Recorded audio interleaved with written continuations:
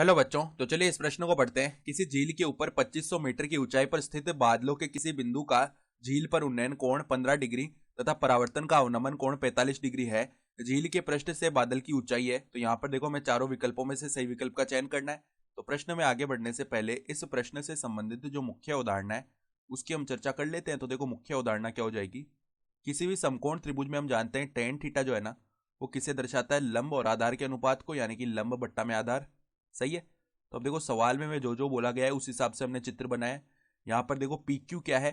P Q है झील का पृष्ठ। ठीक है, माना माना पी क्यू झील का पृष्ठ है। झील का पृष्ठ है, ठीक है। फिर देखो हमने क्या किया, ये जो बिंदु क्यू है इससे 2500 मीटर दूर स्थित एक बिंदु डी है। ठीक है।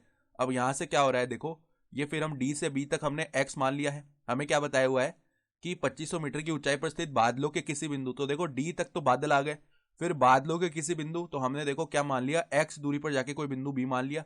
तो इस बिंदु से हमें क्या बताया हुआ है, झील का जो उन्नयन कोण है वो कितना दिया हुआ है, 15 डिग्री दिया हुआ है। ठीक है। तो हमने क्या मान लिया, झील का ये देखो उन्नयन कोण हमने 15 डिग्री मान लिया। ठीक है। तथा परावर्तन का अवनमन कोण हमें 45 डिग्री दिया हुआ है। तो देखो, परावर्तन से यहाँ पे ये जो बिंदु सी से हमें देखो ये वाला जो कोण, ऐसे इसको आगे बढ़ाएंगे ना, तो ये वाला कोण हमें 45 डिग्री दिया हुआ था। तो एकांतर कोण से वो भी कितना हो गया, 45 डिग्री हो गया, यानी कोण सी ए डी जो है ना 45 डिग्री आएगा। तो झील के पृष्ठ से बादल की ऊंचाई याद करनी है, यानी कि हमें बी क्यू का मान बताना है, क्योंकि झील का पृष्ठ पी क्यू है ना। अब इस पृष्ठ से बादल की ऊंचाई, तो बादल की ऊंचाई तो पूरी बी क्यू आएगी। तो बी क्यू का मान हमें सवाल में बताना है कितना होगा। ठीक है। तो बी क्यू का मान बताने के लिए पहले हम क्या करते हैं, देखो त्रिभुज त्रिभुज कौन सा लेते हैं, सी ए डी में। त्रिभुज सी ए डी में बात करें तो अगर हम टेन 45 डिग्री लिखेंगे तो वो क्या आएगा, लंब बट्टा में आधार। तो लंब तो हमारा कितना हो चुका है, देखो एक्स प्लस 2500 प्लस में 2500 कितना हो गया, एक्स प्लस में 5000। एक्स प्लस में 5000 बट्टा में आधार कितना है, आधार है देखो हमारे पास में यहाँ पर, लंब तो हो गया था सी डी और आधार हमारा क्या आ जाएगा, ए डी आ जाएगा ना। तो आधार आ गया ए डी। तो अब देखो यहाँ से टेन 45 डिग्री का मान एक होता है ना, तो ए डी का मान क्या आ जाएगा, एक्स प्लस में 5000। सही है। अब देखो दूसरा त्रिभुज लेते हैं, त्रिभुज ए बी डी में।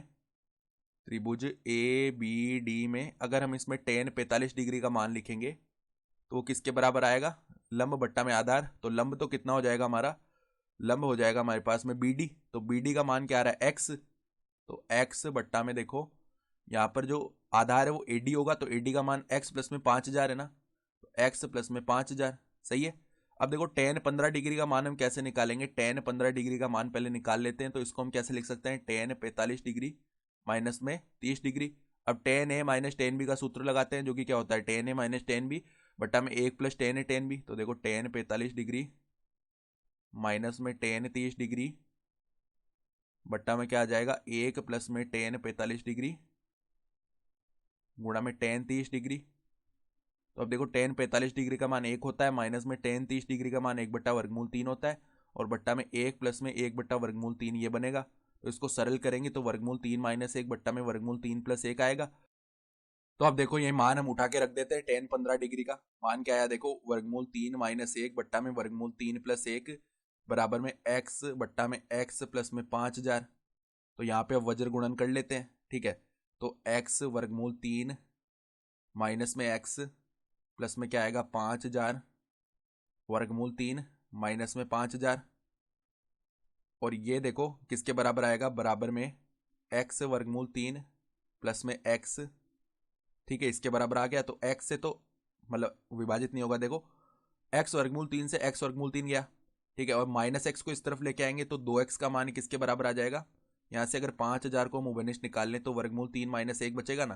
तो एक्स का मान क्या आ गया, देखो यहाँ पे 2500 वर्गमूल तीन माइनस एक ये आ गया। अब हमें मान तो किसका बताना है, बी क्यू का मान बताना है ना।